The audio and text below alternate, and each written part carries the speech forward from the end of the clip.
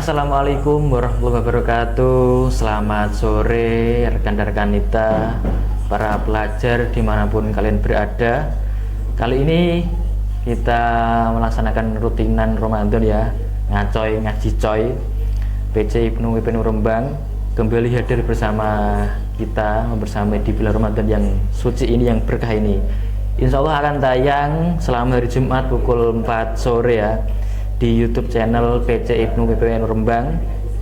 Dan episode kali ini mengusung tema yang tidak kalah penting, yaitu tema tentang sobat sejati, dalam tanda kurung mengenal adab dalam pergaulan. Ini menjadi penting bagi kita ya, karena profil kita seorang pelajar remaja yang sedang asik-asiknya mencari pergaulan yang terpuji, bisa tahu antara terpuji yang tercela. Oke. Nah, kali ini kita mengundang narasumber yang sangat spesial, seorang kiai, guru, tokoh masyarakat, penyandang gelar akademik, dan salah satu pengampu kajian Islam bermadhab. Beliau adalah Bapak Kyai Muta'alim. Selamat datang Pak Yai. Terima kasih Mas. Sehat Pak Nggih? Alhamdulillah sehat. Oke, bagi rekan-rekan kita segenap penyimak Cicoy, jangan lupa share, like, and comment. Oke, baik. Jadi minggu kemarin kita membahas mengenai pentingnya ilmu, Pak. Tapi sekarang kita beralih yang tema yang tidak kalah penting, yaitu tentang sobat sejati, dalam tanda kurung mengenal adab dalam pergaulan.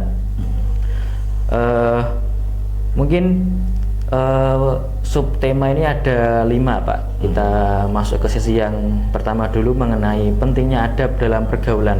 Nah, ini pentingnya adab pergaulan ini ditimbulkan dari sejak apa, Pak? Mungkin kan sebegitu penting ya adab ini ya. Mungkin dari seorang kacamata Pak Muta'alim ini bagaimana, Pak? Terima kasih. Sapa dulu semua rekan dan rekanita yang berada dimanapun.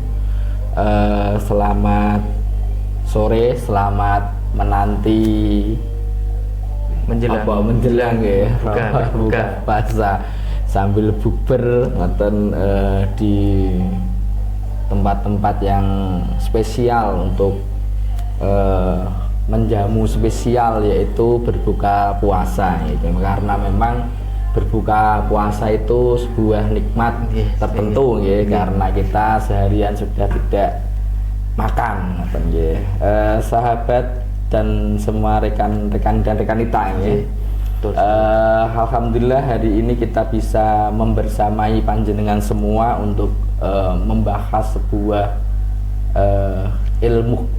Jadi ilmu yang identik dengan perilaku. Jadi tadi sudah disampaikan sama Mas Hasib. Kita akan membahas tentang adab sobat sejati di dalam pergaulan. Adab pergaulan. Ngeten niki saya akan membincang mulai dari pertama kali fitrah manusia. Jadi fitrah manusia itu memang makhluk yang tidak individu, makhluk sosial, makhluk yang memang harus bergandeng-gandengan. Jadi ini sudah menjadi fitrah manusia. Mestinya tidak ada kata manusia tidak bisa bergaul, itu mestinya enggak, karena memang asli fitrah fitrah asli manusia itu kan saling membutuhkan itu maknanya berarti harus berdampingan. Itu fitrah asli manusia. Dari fitrah asli manusia yang memang tidak bisa hidup sendirian dalam artian butuh partner, maka akan ada yang namanya tadi yang di dalam judul persahabatan. Nah, persahabatan ini sekira menjadi sebuah ajang atau sebuah perilaku yang penuh dengan hikmah, tidak hanya di dunia dan di akhirat. Kita itu sudah diwanti-wanti atau diberi diberi hasu, diberi penyemangat bahwa bersahabat ini bisa menjadikan kita mendapatkan sebuah situasi yang luar biasa di akhirat. di situasi dimana saat semua kepanasan dalam keadaan yang entah saya tidak bisa bayangkan, kita bisa nyaman hidup di apa bahasanya ini, di dalam lindungan lah, di opozil itu biasanya saumpama ada uwit terus kena apa, ada pohon terus terkena apa sinar matahari itu kan semua panas, tapi yang dibalik pohon itu apa namanya, adem asri. Nah itu kita akan di suasana itu hasil dari sebuah persahabatan. Jadi di dalam panjang ya, hadis yang agak panjang, jadi beliau Nabi mengungkapkan besok di hari yang tidak ada tadi zil atau aupan bahasa Jawa nih Mas ya, aupan kecuali zilnya Allah, diantaranya adalah rajulani sing tahabba fillah ijtama'a fillah waftaraka fillah, ngoten. Jadi memang persaudaraan dengan rajulani itu hanya napa jenenge, penyebutan yang dimaksudkan bukan hanya seorang laki-laki melainkan perempuan dan perempuan juga. Ini pokoknya rajulani itu simbolisasi dari dua orang, ngoten. Buktinya tahabba itu mutawa'ah bainal isnaini, yang saling membalas, berasih-asihan atau saling mencintai, ngoten. Jadi dua orang yang saling mencintai berdalam pertemanan di dalam garis ketentuan yang ditentukan oleh Allah, ngoten, fillah itu. Nah ini maka ketika persahabatan itu pengen yang seperti itu, maka harus tadi ada ramuannya yang mapan, ramuannya yang jelas, yaitu mempunyai apa ya, gaya yang baik, yaitu beradab di dalam persahabatan tersebut. Jadi kita sebelum membahas itu Mas, seperti yang ada di situ, kita akan adab itu apa sih? Jelas. Adab itu apa? Karena kita akan memakai, saya berteman dengan jenengan, saya berteman dengan jenengan, terus nanti gimana Ki? Saya harus beradab dengan jenengan, harus apa dengan jenengan. Maka saya harus tahu dulu, sebenarnya kata adab itu atau akhlak ya, adab atau akhlak. Teks yang ada di syariat itu akhlak Mas. Ada terus adab yang lebih terkenal, adab itu bahasa Indonesia ya norma sih ya, norma atau adat istiadat, perilaku yang baik, yang standar baik, yang dasarnya itu adat atau agama, perilaku keseluruhan masyarakat atau agama itu adab. Adab ketika diartikan adab itu norma. Ketika adab itu bersatu makna dengan akhlak, bersatu makna itu ngeten Mas. Jadi kata adab dan kata akhlak itu dua kata yang beda tapi muradif fi makna. Jadi mempunyai satu makna. Jadi bocah kok enggak ndek adab, itu maknanya bocah enggak duwe akhlak. Ngoten. Jadi walaupun toh takrif ini juga banyak ya mubakhisin ya, orang-orang yang pembahas, saya membaca beberapa jurnal adab ketika yang muradif lil akhlak itu bukan adab yang dimaksud dengan semacam koyo kuliah jurusan adab, itu kan ada ya. Nah, itu lebih pada apa nggih? Manahij atau qawaid atau mabadi al-qauliyah, ngoten. Jadi bagaimana mengungkapkan sesuatu hal lebih pada ucapan-ucapan yang sekira halus, sekira penuh makna, sekira mencakup semua maksud dan tujuan dan lain sebagainya. Itu adab atau sastra biasa orang yang mengungkapkan itu. Biasanya kan kuliah adab terus adab sastra Indonesia. dan biasa jurusan adab itu kan identik dengan humaniora terus fakultasnya itu dan jurusannya mesti bahasa itu yang itu yang apa biasa di kampus-kampus itu. Tapi kita yang membahas adab yang muradif dengan akhlak muradif akhlak tadi satu makna. Kalau akhlak itu apa definisinya? Akhlak definisinya seperti yang disampaikan oleh Sayyidah Aisyah, bagaimana ketika mengungkapkan tentang akhlak Kanjeng Nabi, akhlak baginda Nabi Muhammad Shallallahu Alaihi Wasallam. Beliau Sayyidah Ummina Aisyah ini mengungkapkan bahwa kana khuluquhul Quran. Jadi itu jawaban yang simpel sekali tetapi isinya raka-ranggena. Bagaimana seorang bisa beradab atau berakhlakul karimah itu berarti bisa menjiwai semua gerak-geriknya, perilaku ucapannya seperti yang ada di Al-Qur'an. Itu kan sulit sekali. Luas sekali. Makna dari Al-Qur'an ya sudahlah, lepas dari bisa atau tidak bisa, yang jelas kita punya harapan untuk bisa. Toreh bisa sedikit itu kan nggak apa-apa juga kan ya. Nah, kalau membincang tentang ketika akhlak Kanjeng Nabi itu bagikan Al-Qur'an atau Kanjeng Nabi itu Al-Qur'an berjalan di dalam bermuamalah, bersosialisasi kepada siapapun.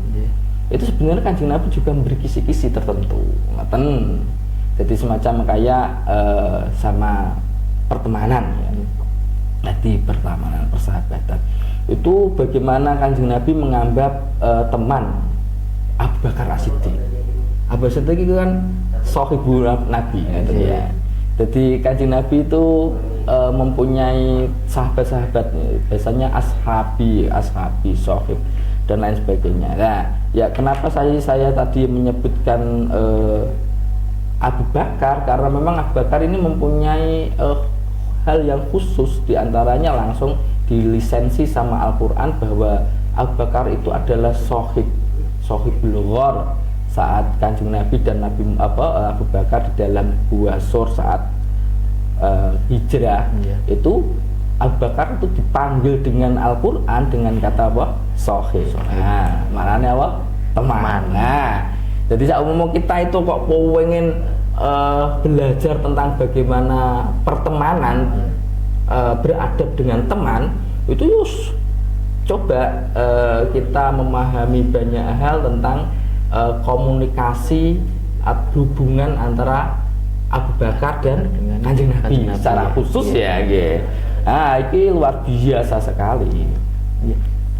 Jadi banyak yang bisa jadi kesimpulan pengertian tadi tentang adab Jadi adab atau akhlak itu kalau didetilkan secara teks di dalam pengertian itu sulit, tapi bagaimanapun kita coba lepas salah atau enggak itu gampang nanti. Jadi adab itu atau akhlak itu adalah malakah atau tobiah sing rosihoh, yang karakter yang tertancap dalam jiwa, terus baik niki buruk atau jelek jadi adab itu kan bisa terungkapnya itu kan karena diucapkan. Nah, hanya perilaku saja itu kan hanya perilaku dan diam, tidak ada ungkapannya. Betul sekali. Jadi saya mau anak itu dipuji karena akhlaknya bagus, itu kan karena bisa dari ucapannya, bisa dari tindakannya. Tindakannya itu karena diungkapkan. Jadi ada orang jatuh langsung dengan cepat tanpa tahu apa-apa ujuk-ujuk menolong. Dia itu anak yang baik, berakhlakul karimah, membantu bla bla bla. Itu kan diungkapkan. Maka apa sebenarnya akhlak itu kan yang ada di dalam dirinya anak tersebut. Maka dari itu akhlak itu apa? Akhlak itu tobiah atau malakah yang ada dalam hati, yang merefleksi semua organ tubuh. semacam ketika ngomong dengan orang tua dengan tanpa kesadarannya ujug-ujug bosok. Nah, itu kan apa itu? Itu apa itu? Kebiasaan ya. Kebiasaan. Ya, makanya itu maknanya apa? Malakah atau tobiah ar-rasikhah fin nafsi. Jadi suatu hal yang mancap di dalam hati dan ini sulit, ini karakter, ini watak. Ya, ngoten ya, watak yang ada di situ. Ngoten nggih. Ya, ini kan yang bisa saya sampaikan. Baik, kita masuk ke subtema yang kedua, Pak, terkait adab dalam berinteraksi dengan orang lain. Ya, terkadang itu adab dibenturkan dengan sesuatu tradisi atau budaya. Misal kita kan generasi Z kita, Pak ya. Misal semakin akrab seseorang, semakin tidak sungkan perlakuannya. Misal berbicara kasar, berbicara kotor ya. Terkadang itu kita menganggap taman itu biasa ya. Iya, benar sekali. Bagaimana pandangan dari Pak Mutalim ini? Nggih. Saya itu ini benar sekali itu pripun ya, adab itu memang munculnya, Mas. Adab itu munculnya, standarisasinya apa? Nah, tanya. Iya, standarisasinya apa? Akhlak atau adab, standarisasinya apa? Kalau kita bincang itu pasti agama di mana? Terus tidak hanya agama, ya harus ada budaya lokal atau buktinya nah, agama jelas, agama itu sangat mendorong kita hormat kepada orang tua. Nah, itu kan jelas perilaku yang baik ya. Tetapi apa murni agama? Enggak, tak pikir. Karena kita itu manusia yang punya fitrah, maaf nggih balukmu, ini tidak dihukumi ini benar atau salah, tapi yang jelas manusia itu punya fitrah karakter yang punya ulfah dalam, punya rasa mesake. Itu sadurunge asli. Itu aslinya ngono kuwi. Lepas dari nanti ada yang orang kok sekeji itu tidak punya, itu kan mungkin ada unsur yang lain. Ngoten nggih, tapi sebenarnya asli ngoten. Kita bisa buktikan apa?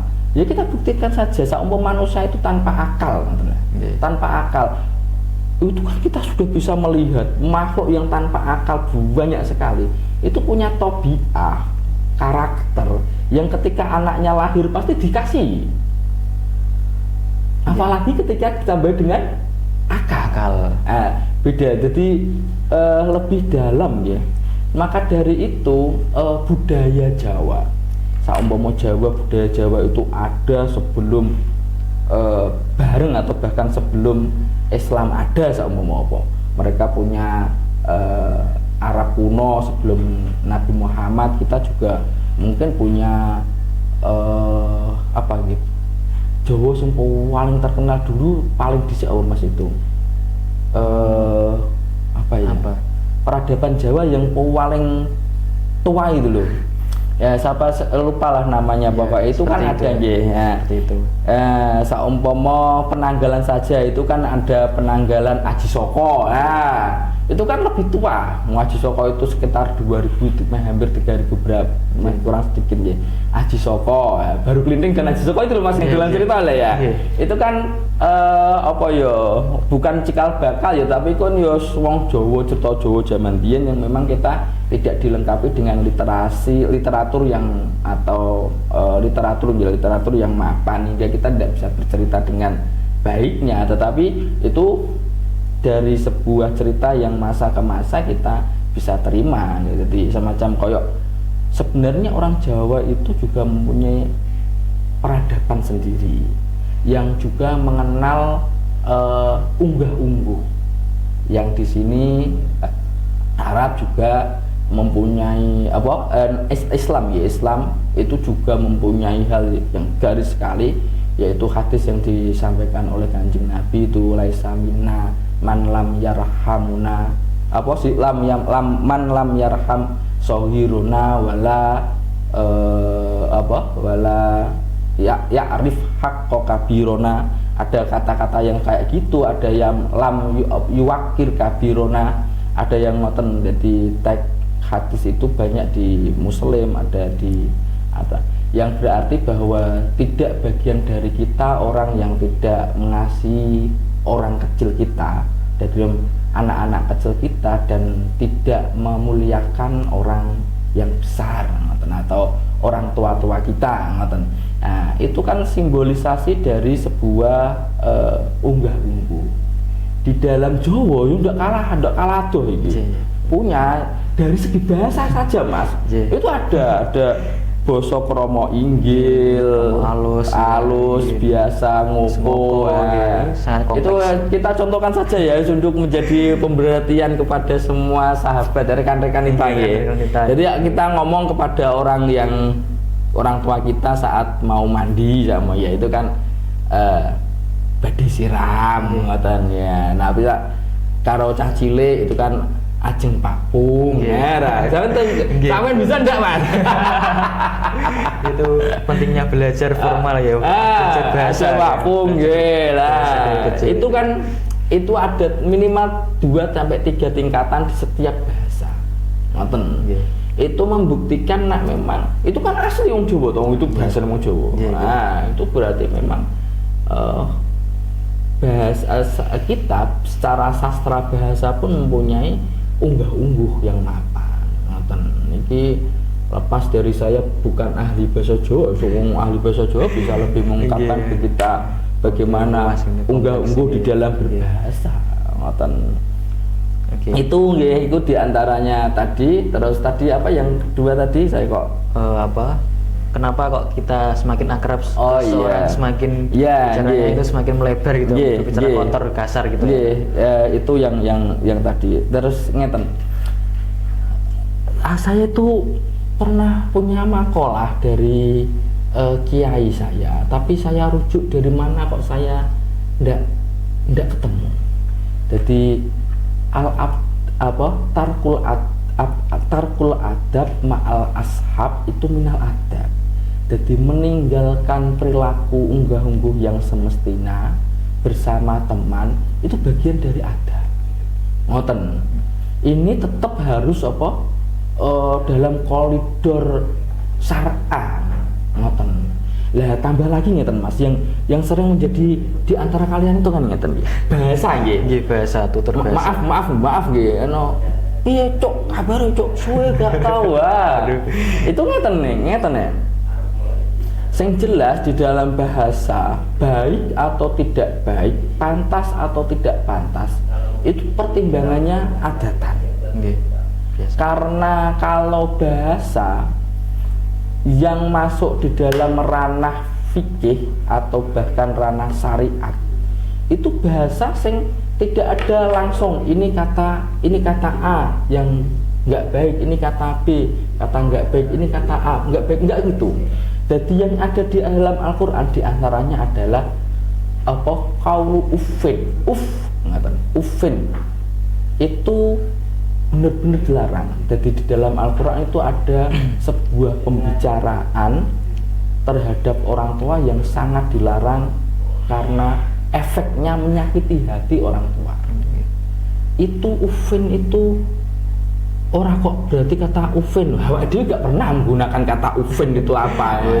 Jelas tidak. Ya, lah uffin itu diterjemah ke bahasa yang lain, atau saumpama tidak terjemah itu coba mempraktekkan uffin di dalam Arab terus nek Jawa itu koyo apa ngoten. Sekiranya kita bisa memahami persis larangan yang ada di dalam Al-Quran hingga kita berhindar. Saya itu pernah hidup di Arab 4 tahun gitu. Tapi saya tidak pernah melihat interaksi antara bapak anak orang Arab bagaimana ketika mereka berhindar dari kata uffin, itu juga nggak pernah. Saya itu marah interaksinya waktu itu ya sama teman-teman Indonesia ngoten. Tapi yang saya paham dari tafsir yang saya baca, kata uffin itu koyok ngeten loh, sebuah ungkapan kata sing meremehkan. Halah kandani halah ngoten, menyepelekan. Itu sakitnya luar biasa di perasaan orang tua, walaupun dengan kata satu saja. Itu ngono lah. Maka dari ini kita bisa memahami sebenarnya kata-kata itu tidak ada yang di-justice langsung, oh ini kata kotor atau apa. Itu dengan asli kata tersebut loh ya, tidak ada. Karena kata halah ini ya apa mau halah ngoton itu nak karo kancane biasa-biasa saja. Kan bukan berarti tentang masalah kata itu. Tapi kan bagaimana mengungkapkan perasaan di dalam mengucapkan kata tersebut kepada orang yang memang tidak layak untuk diberi kata itu, lah itu yang akan terjadi sebuah sul adab yang luar biasa. Nah, maka dari itu teman-teman sahabat dan sahabat rekan dan rekanita ya, rekan dan rekanita. Jadi berucap itu tak pikir kok sesuai dengan gaya jenengan itu enggak apa-apa. Iya. Tetapi ngeten, jangan pernah berpikir jenengan itu tidak dilihat atau tidak dengar orang lain. Betul sekali. Jadi benar walaupun tak omong jenengan tadi Mas siapa namanya? Hasib. Kalau Mas Palih itu koncona rakarang genes umpama bahasa kasare lho, bahasa kasare Mas Palih itu diketak kok burinan ngono gak nesu ya umpama lah. Itu ketika sampean ujug-ujug kok ngomong, ya kabare cuk." Wah, itu dikrungu wong liya lho, bocah iki ngawur rek. Jare tidak etis. Santri Ibnu kok ngomongnya ngono. Nah, dari ini yang kita memang harus tahu bagaimana penempatan kosakata tersebut di mana. Walaupun toh bener, tak pikir enggak masalah sih.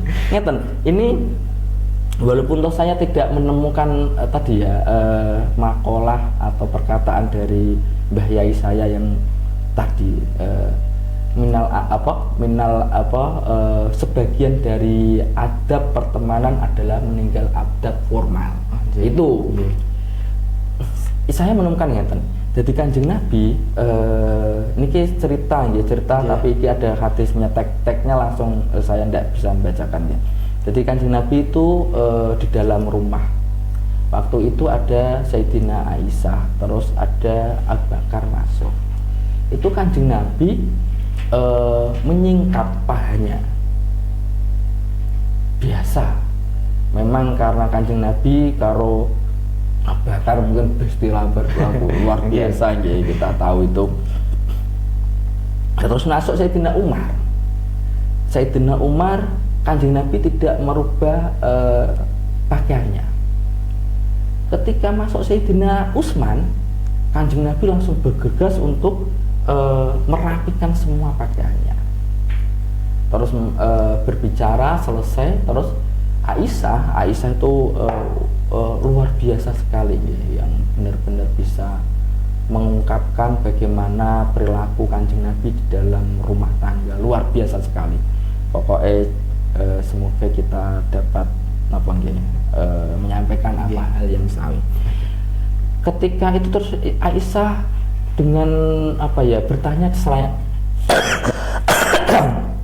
ya kayak protes. Ketika Abu Bakar begini, Umar begini, ketika Utsman kenapa begini? Itu Kanjeng Nabi ngendikannya ngeten, beradab itu disesuaikan dengan kepada orang yang yang dihadapi. Ngoten. Jadi kita tahu semua bahwa Sayyidina Utsman bin Affan itu tokoh sahabat yang sangat terkenal, mempunyai rasa malu tinggi. Nah, ini Kanjeng Nabi juga akan ngoten, berperilaku seperti itu. Kanjeng Nabi nak tersingkap pahanya atau betisnya ya, itu Kanjeng Nabi akan malu juga, ngoten, dan dia akan malu. Makanya Kanjeng Nabi berperilaku itu. Maka dari ini dari sebuah cerita yang ada di dalam hadis, nanti bisa dirujuk ya. Itu ternyata bagaimana kita beradab kepada teman itu harus ada penyesuaian dengan teman tersebut. Maka dari itu berhubungan dengan apa yang menjadi makalah Mbah Yai saya, itu berarti benar ketika adab itu harus ada penyesuaian kepada orang yang diajak interaksi. Maka ketika sudah akrab kan ya tidak formal banget mestinya kan. Nah, yang mestinya nak sampean karo aku bos boso nok ngarepe wong. Goro-goro sampean menghormati aku. Terus ketika dhewean tidak boso. Apakah sampean itu jenenge bermuka dua? Oh, udah. Itu penyesuaian itu. Penyesuaian. Nggih. Adaptasi. Jadi karena itu hanya ungkapan rasa saja. Ungkapan kalimat saja. Yang jelas cara aku adab itu enek katanya rohimah. Sing di dalam Kanjeng Nabi tadi nggih, yang untuk ke orang kecil. Enek sing wakoro. Rohimah karo wakoro itu semua refleksinya dirasa. Yang muncul di perbuatan. Enek cah cilik nangis, carane ngeneng ke yo ditabok. Ngoten walaupun toh sebelum itu pasti ada ucap kuwi mesake nungas nangis kan ngoten ya. Ada rasa dulu terus terrefleksi lewat jawarih atau organ tubuh terus ngucap meneng le ndak apa-apa kok ndak apa. Ha, itu kan semuanya memang apa? Adab ngoten ya. Adab yang seharusnya kita lakukan. Jadi kesimpulan dari yang jenengan tanyakan cara aku lo kok ngeten nggih. Kata-kata yang per hari ini dianggap tidak begitu baik, nggih, tidak begitu baik, terus diucapkan kepada temannya semacam koyok tadi kata yang beberapa kali saya ulang tadi. Mohon maaf sekali, itu hanya contoh loh ya Mas ya. Tidak apa-apa ya. Tidak apa-apa. Nah, itu ya monggo lah diucapkan, tapi antar kalian sendiri saja dan jangan didengar orang lain. Ketika didengar orang lain, ini akan memberi kesan jenengan tidak patut ya, tidak etis atau tidak bernorma di dalam ucapan. Ngoten nggih, ngoten yang jelas. Baik, mungkin kita jeda terlebih dahulu Pak nggih.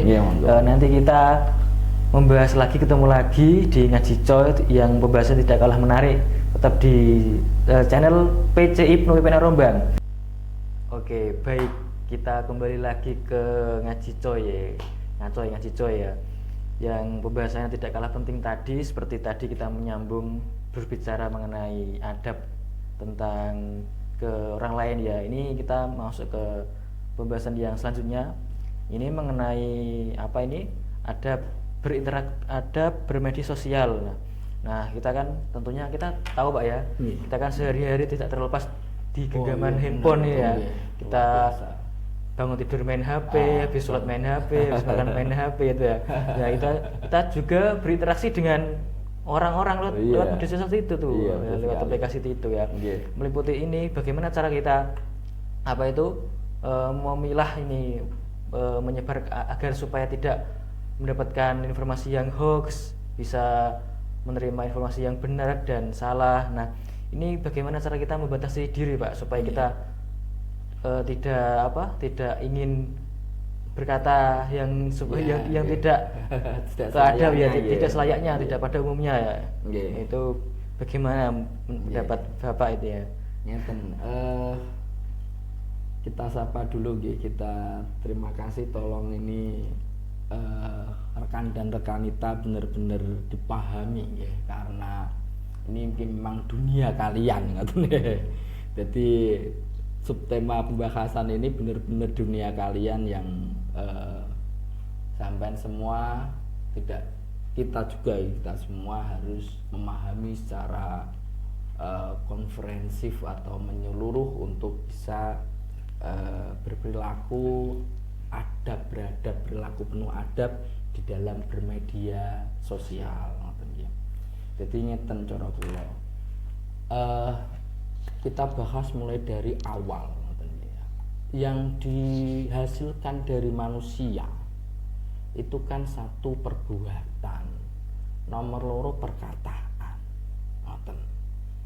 dan dua ini yang mempunyai refleksi hukum, mempunyai konsekuensi hukum. Tentang masalah perasaan di dalam hati itu tidak ada imbas hukum duniawi loh ya, duniawi. Adapun masalah tentang ukhrawi ya itu pasti ada, karena Gusti Allah itu menanya hal yang nampak ataupun tidak nampak kan ngoten nggih. Yang tidak nampak itu berarti diantaranya perbuatan hati. Kalau di dalam dunia ndak bisa ujuk-ujuk aku menang aja terus ujuk kok antemi guru-guru kok ketemu ngremengi aku ya ndak bisa itu. Ndak bisa itu ya. Itu ya. Itu sangat apa? Radikal. Ndak boleh itu. Maka dari itu ngeten tadi kembali yang dihasilkan manusia itu dua ya, baik perbuatan atau perkataan. Ini kalau dipandang dari waktunya itu bisa langsung atau berjeda. Dalam artian nanti dikrungokno wong ya, macam koyo ngeten iki contoh ini ya, ana wong ngomong langsung itu kan akan berkonsekuensi langsung antara merespon negatif atau positif ngeten nggih. Ya, yang berjeda itu juga sama, tetapi responnya agak nanti ngoten. Dari semuanya semacam kok ngeten, aku ngremengi wong A tak ngremengi bla bla bla bla nek ngarepe B. Dalah B iki wonge apa? Cucuk lambe. Terus disampaikan ke B. Nah, maknanya A tadi mempunyai informasi bahwa saya ngremengi lewat media sosial. B tadi, B ya, minimal B dulu. Ya, enggak, ini yang manual ini, manual. yang tradisional ini sebelum adanya apa? Rekaman, terus di online kan ini kan kayak ngono kuwi Mas. Sebenarnya apa ya? Nah, hanya sekedar tadi menyimpan data, menampilkan ulang berkali-kali lewat HP dan sebagainya, itu sebenarnya sebuah perilaku yang sadurunge awake dhewe juga waktu dulunya itu sudah melakukannya, tapi lebih per hari ini yang karena pakai gadget itu lebih detil, lebih yo bisa live, bisa ngoten lebih karena ya memang karena ada apa?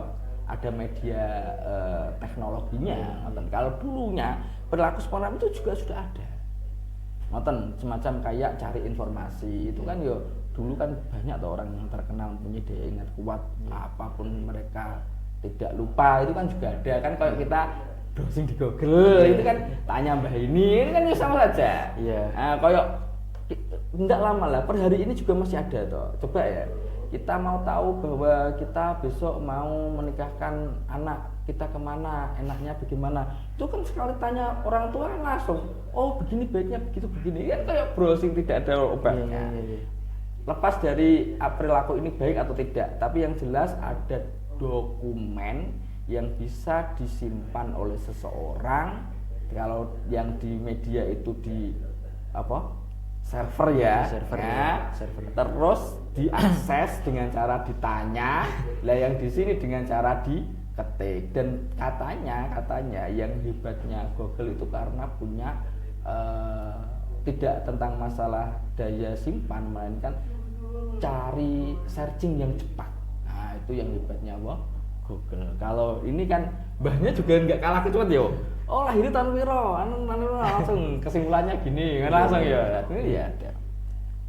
Lepas dari itu, terus maka dari ini karena yang dihasilkan dua tadi, perilaku dan perkataan, perbuatan dan perkataan yang semuanya bisa berefek kepada orang lain.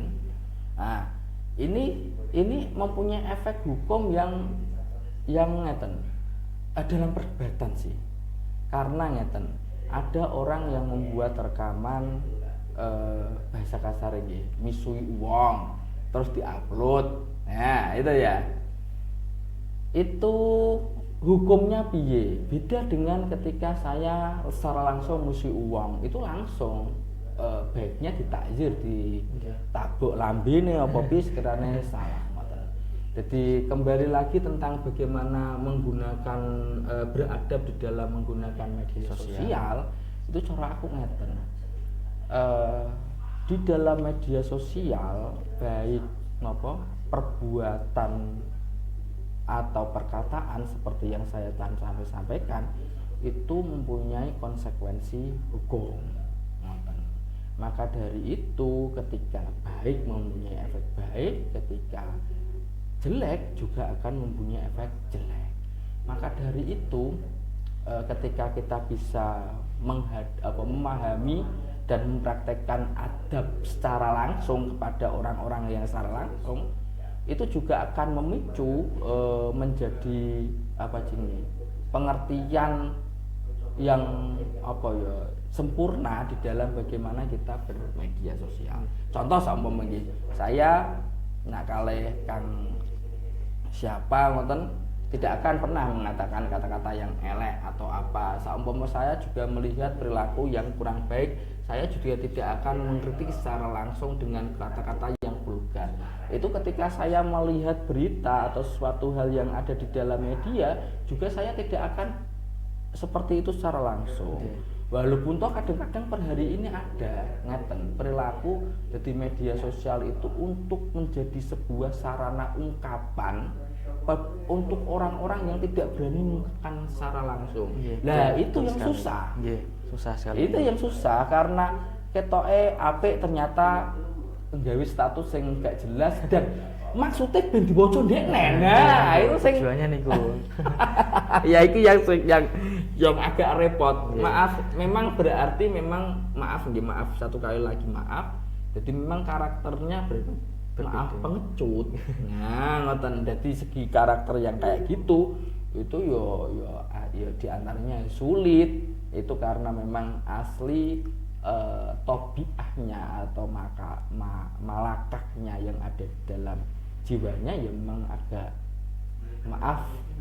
sakit, ngoten nggih. Maka dari itu bagaimana beradab dalam bermedia sosial, yuk kita tidak ubahnya beradab secara langsung kepada orang.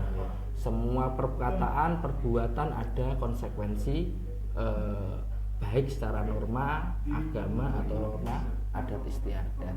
Maknanya apa? Saumpama ya ana wong sok pamer per hari ini ya gandeng-gandengan obat cantik-cantikan nih ya. Itu kan yang paling rame ya per hari ini ya. Pamer ya. Nah, itu saja ketika sampean kok pamer di depan saya ngoten ya. Itu pasti mau apa? Kan ngono. Kok sok pamer sok ganteng lah. Ngono kan akan dikomari ngono ya. Saumpama saumpama saya setuju dengan berlaku Anda saumpama ya. Itu paling pol ya ngono tok ya. Saya akan menikmati secara gratis. Ini rekanita yang pengen saya sampaikan gitu teman-teman. Jadi ketika jenengan bercantik ria itu penuh dengan modal Mas ya. Nggih, betul sekali. Glowing itu modal ya? Nggih, jelas nih. Itu mahal ya? Nah, tak terhingga itu. Tak terhingga. Tidak terhingga. Lah ngeten maksud saya. Gumunku ketika itu katanya modalnya tidak terhingga, bahkan tidak berseri jadi ya. Ada yang harga 1 juta, kancane ada yang 1.500.000, kancane ada yang 2 juta, kancane ada yang sekian ya. Sekian tidak berbatas ya. Itu terus ditampilkan dengan gratisnya. Lah itu loh yang saya tidak habis pikir itu. Itu mestinya luar biasa itu. Itu ditampilkan untuk bojone atau apa nih, ngoten. Keluargane lah, minimal keluargane. Kalau bapaknya dia anak cantik itu kan kebanggaan ya, guru-guru sudah ditawarkan karo mas-mas ganteng kan ngono. Ya. Itu berarti tiap orang butuh validasi ya. Itu pernyataan. Masalah pengakuan nggih, maaf nggih tentang validasi atau pengakuan nggih. Itu ngeten ya. Satu sisi oke lah jenengan itu saumpama anggap saja saya tuh butuh pengakuan orang banyak makanya saya menampilkan nggih. Oke. Validasi dari orang terhadap apa yang sampean sampaikan itu untuk apa? Untungnya apa? Oh, saya akan terkenal cantik. Kalau terkenal cantik terus apa bisa mendapatkan pacar 4? Kan tidak boleh juga kan Mas ya? Ya tergantung orangnya gitu Pak. Masanya. Ya sudah oke lah masalah pacar boleh 5-10 dah. Tapi ketika pada tag akhirnya pernikahan itu kan paling katanya Gus Bah itu kan karena pilihan terakhir saja. Oke, kita beralih ke subtema yang lain Pak ya. Ya, kita kan dari awal sampai akhir.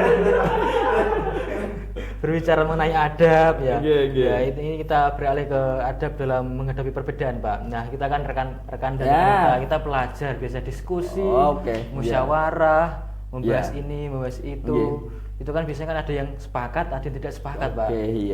Nah, itu menimbulkan suatu perdebatan itu enggak mengenakan hati itu. Iya itu. Nah, itu bagaimana supaya kita itu mentoleran ya, bagaimana kita menghargai perasaan orang lain, Pak, itu supaya tidak kita gampang marah gitu. Sekali itu bagaimana pandangan dari kacamata Bapak Mutalim ini? Jadi ngeten ini diantara efek atau konsekuensi dari pertemanan itu harus bisa menerima perbedaan. Dan sadurunge menerima perbedaan itu fitrah manusia, Mas. Sadurunge tidak sulit mestine. Tapi nyatanya setiap ada perbedaan pasti di situ ada sesuatu hal yang berbenturan. Yaitu tadi karena pengen ada pengakuan bahwa dia itu lebih. Jadi saya mau contoh kita diskusi saja lah. Hari ini kita enaknya itu menunya kacang hijau atau kacang merah ya. Umpama kita diskusi baiknya selama masih bisa dijamu, ini termasuk bagian dari sunnah, Mas. Dijamu itu disatukan di antara dua perbedaan tersebut, dalam artian ketika ada 2 atau 3, 4, 5 pendapat terus semuanya bisa diakomodir, itu jadikan satu saja, jangan dianggap sebuah perbedaan. Itu sunnahnya seperti itu. Ini saya ngomong sunnah itu bukan dalam artian sunnah itu sing terus mendapatkan ganjaran atau enggak, tapi saya memang al-khuruj minal khilaf seperti kaidah fikih, karena memang saya sering membaca kitab fikih itu kan khilaf. Khurut minal khilaf itu maknanya ngeten. Jadi saumpama jenengan pengennya es teh, terus saya pengennya es dawet ngeten nggih. Ya nak ngono cobalah tengah-tengah antara es teh karo dawet itu apa dikumpulkan sama-sama. Ya nak ngono dawet rasa teh. Karena kan ya berarti enak es karo teh itu Mas ya. Dawet rasa teh itu ada ronda ya. Ada enggak itu Mas? Rekan-rekan itulah. Itu maknanya dijamu. Nah, itu karena dengan alasan lebih memahami semua atau mengakomodir semua pendapat. Itu mestinya ngoten niku. Tapi ketika pendapat tersebut adalah bertolak belakang, bergaris lurus, bersudut garis lurus, satu di atas, dua di bawah, atau kanan dan kiri, ngoten ya, itu bagaimana? Ya itu asli fitrah manusia juga, ngoten. Jadi mulai dari bapak manusia pertama ya Nabi Adam dan sampai manusia terakhir itu yus jenenge pikiran tetap beda-beda kabeh. Ketika ada kesamaan, bahkan ini kesamaan itu yang kita itu agak piye ngono ya. Nah, beda itu semestinya, Yuk, karena memang ngeten ya, coba bayangkan, lahirnya beda, mangane beda, bapak ibu beda, anane beda, semuanya di suasana yang beda. Maka akan menghasilkan suatu hal yang beda, itu proses lumrahnya. Nak menghasilkan sebuah kesepakatan itu mah konspirasi itu. Konspirasi. Ayo, lu kok iso padha mesti kowe guru-guru pengen apa? Mesti kowe ndek pendapat yang lain mesti nih. Kok iso padha aku pengen apa iki? Pengen njeluk takjil iki. Ya, ngono mungkin diantarane. Nah, maka dari itu teman-teman sekalian, rekan dan rekanita, perbedaan itu sebuah keniscayaan yang tidak bisa terhindari. Nah, kenapa perlu dihormati? Ya, itu bagaimana menghormati perbedaan? Betul sekali. Ya karena kadang-kadang perbedaan itu dilecehkan, maka perlu dihormati itu. Dilecehkannya ngeten. Kenapa kok sampai ada perilaku melecehkan atau tidak menganggap benar pendapat orang? Melecehkan itu dalam artian tidak menganggap benar pendapat orang lain. hingga ada kata-kata harus menghormati pendapat orang lain. Bisa dipahami ya dengan runtut ya. Itu ngeten. Manusia itu memang punya egoisme tinggi, Mas. Tidak itu fitrah juga. Bukti fitrah kalau manusia itu punya individualisme yang tinggi itu, walaupun toh kita manusia sosial ya, tapi satu sisi memang kita punya tubi'ah ngoten alal bukhli. Jadi manusia itu diciptakan memang semacam koyok medit, menang-menangan, kesusu, senengan endang gage, nggak sabar. Itu semua tabiatnya manusia, karakter asli manusia. Gak gelem ngalah, lagi menang-menang gak gelem ngalah ya. Egoisme dan lain sebagainya. Terus kadang-kadang sing luwih ekstrim itu seneng temane sengsara, menderita ya. Wah itu nak seorang manusia, nak egois itu kecampuran hal-hal yang jelek gitu, Mas. Iya, tapi sebenarnya ya ngeten. Dari hal-hal yang ini maka perbedaan itu harus dihormati. Itu karena tadi kita itu punya kecenderungan ngeten, yang koyok menindas orang lain. Biasanya ngeten nggih. Aku itu ya awakmu dhisik kan ngono itu kan ya mbah karepmu kono pokoke aku dhisik ngono kan ngono itu ya itu asli manusia ngono. Bariku dari aku dhisik kuwi iku ndadekake kancane kalah. Nah, ketika kancane kalah itu maknane ada satu hal kewajiban kita atau hak teman tersebut terabaikan. Nah, maka dari itu ada kata-kata harus menghormati lawan atau hal yang tidak sama dengan kita. Ngoten.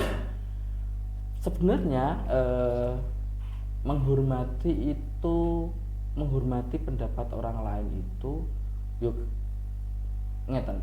Suatu hal yang secara praktek sulit. Tapi kalau kita pikir, kalau kita gelem legowo menjadi manusia ala fitratihi, pada dasar asli manusia, itu mestinya gampang.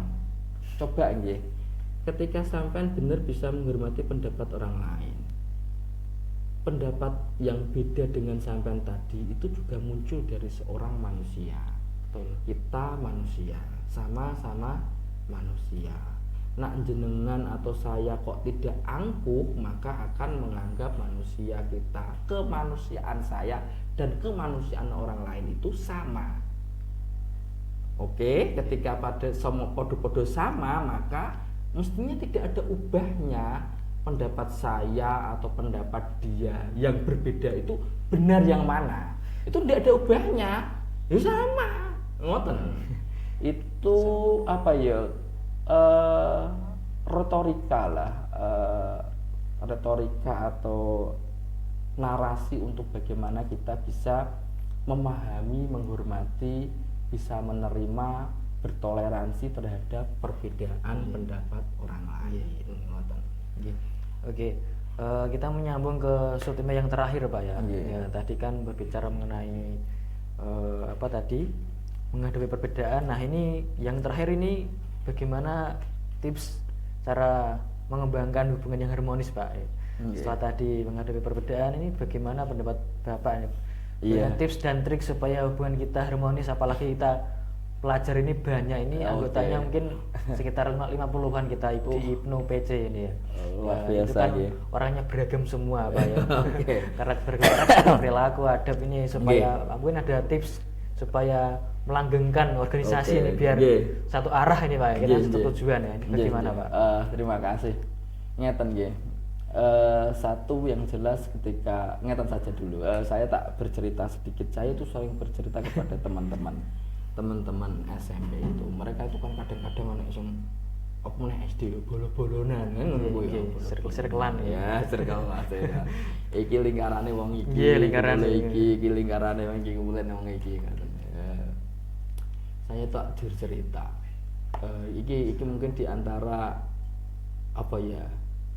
pengalaman pribadi real terus akhirnya menjadi sebuah ternyata ada berteman itu seperti ini. Itu ngeten. Saya itu kan SD lulus SD mondok. Teman saya itu terus ketika di dalam pondok itu sudah ranahnya perkabupaten. Wong Demak, wong Kudus, wong Blora, wong Pati ngoten dadi satu kelas ngoten. Ketika beranjak lebih dewasa, temannya lebih lebar lagi. Ketika sampai kuliah, temannya tambah banyak, ngoten tambah banyak. Ada yang dari Malaysia, Thailand dan lain sebagainya, banyak ya, dari kampung Arab sana banyak sekali, ada yang Irak, ada yang banyak lah pokoknya pertemanan memang yang punya karakter beda sekali. Saya itu kayak enak berteman itu punya pengalaman lengkap ngoten nggih. Iya. Nah, dari sekian pertemanan tersebut itu memunculkan sebuah pengertian bahwa ternyata berteman itu kuncinya satu, tidak perlu bertanya. Kenapa teman sampean melakukan itu tidak perlu bertanya. Dalam artian semua menganggap baik-baik saja dan tidak perlu berharap. Jadi ketika saya sok bestine Valih sama ya Valih, terus aku karo Valih jelas sak mulai akrab daripada panjenengan. Waduh nggih kula irini. Nah nggih. Saumpama itu praktek iki Mas. Iki praktek tenan iki Mas. Iki itu mesti kan ketika dolan nek Valih. Nggih. Pertama dalam perasaan kan ingin terus aku kancane sing paling akrab iki mesti aku sing paling disapa dhisik. Nah, aku mestine sing paling ditawani ngombe dhisik. Terus engko nak pengen apa, iki enake mangan apa, piye cara kowe ndak? Akan di ngono kowe. Selama sampean masih punya kayak perasaan ini ke teman sampean, itu baiknya nggak usah nganggap teman. Itu namanya terlalu menuntut dan selalu menanya, kenapa kok enggak saya duluan dan seterusnya. Seperti yang tadi saya sampaikan, jadi berteman itu coro aku, maaf nggih iki sudah di sadurunge penutup tadi ya. Tapi nanti penutupnya masih kiri ya. Itu ngoten. Jadi teman itu tidak perlu bertanya sadurunge. Karena tadi ikatan pertemanan kita itu dalam hati, dalam jiwa, dalam perasaan. Ngoten, fillah. Bahkan akan mempunyai garis-garis syariat yang jelas. Ketika percaya temannya akan sesuai dengan koridor, maka nggak akan perlu bertanya dan tidak banyak berharap itu. Itu nanti bisa dipraktekkan ya sampean ketika masih selalu kayak gitu. Saya yakin tanya saja dalam diri dengan itu temanmu atau enggak. Siapa yang kok pasti ya agak piye-piye ngono. Guru-guru selalu menuntut menanya, "Lu aku kok denger kok jak le?" Iya. Itu ketika sampean menanya itu koyo sampean gak kancane. Kan mestine sampean tahu sendiri, mungkin agak kesusu lah, wonge lali lah, wonge ternyata sibuk, wonge opo, memberi alasan terbaik lah, ngoten. Jadi tadi tidak perlu menanya, tetapi bisa memberi alasan terbaik untuk temannya. Itu cara aku kaidah pertemanan itu saumpama bisa dianggap ringkas seperti itu. Oke. Tentang masalah tadi apa? Tips menjalin hubungan harmonis. Nah, harmonisasi di dalam pertemanan ya. Itu seperti yang tadi saya sampaikan, saya bisa tambah lagi seperti ini. Ya piye ya, saling menjaga perasaan yang lebih di dalam pertemanan. Jadi seumpama jenengan tadi ada berapa personel tadi? 50-an ya. Itu satu, jenengan harus menganggap semua itu sama rasa, sama rata. Ngoten. Sama rasa, sama rata. Maknanya apa? Yo tidak ada senioritas, senioritas itu sadurunge ngono ana apa gak ana.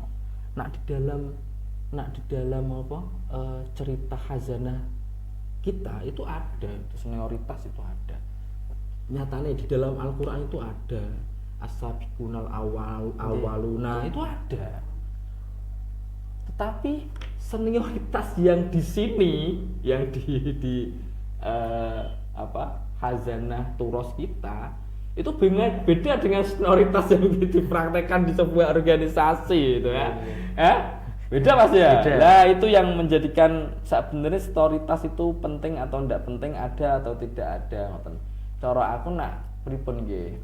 Tidak perlu senioritas bahasanya kalau memang senioritas itu dianggap atau identik kata-kata yang bermakna negatif ya.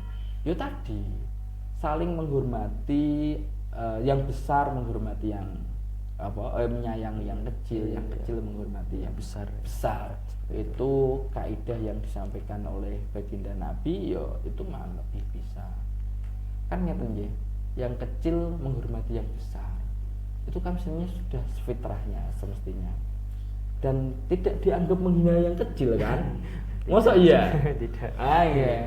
Terus yang besar menyayangi yang kecil itu kan bukan berarti mengecilkan kebesarannya kan ya ndak toh. Betul ya. Nah, maka dari itu karena itu memang rasa, maka seyogyanya bagaimana sebuah hubungan antar pertemanan tersebut bisa harmonis, ya tadi saling menghormati, saling wafaul ahdi. Wafaul ahdi itu menepati sebuah perjanjian.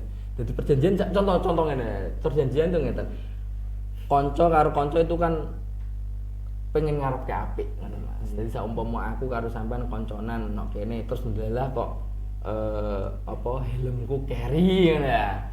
Itu kan yo nak konconan iki yo apik disusulno nang omahe. Saumpama repot yo disimpenke dhisik min tidak tersia-sia. Wis pokoke cara aku bagaimana sekira bisa harmonis adalah keinginan untuk mengharapkan baik kepada lawan kita, pertemanan kita itu akan melanggengkan pertemanan. Oke, baik Pak. Ini mungkin pembahasan semua sudah kita bahas secara kompleks ya Pak ya. Nah, ini mungkin sebelum saya menarik kesimpulannya, mungkin ada closing statement Pak untuk teman-teman Ibnu yang ada di ada di YouTube ini ya. Ada kata-kata mutiara sedikit mungkin dari Bapak ini. Kata-kata hari ini. Ya, kata-kata mutiara mungkin yang disampaikan oleh Bapak. Ngeten nggih, sampean semua muda sekali nggih. Muda itu maknanya semangat. Semangat itu harus dalam kebaikan.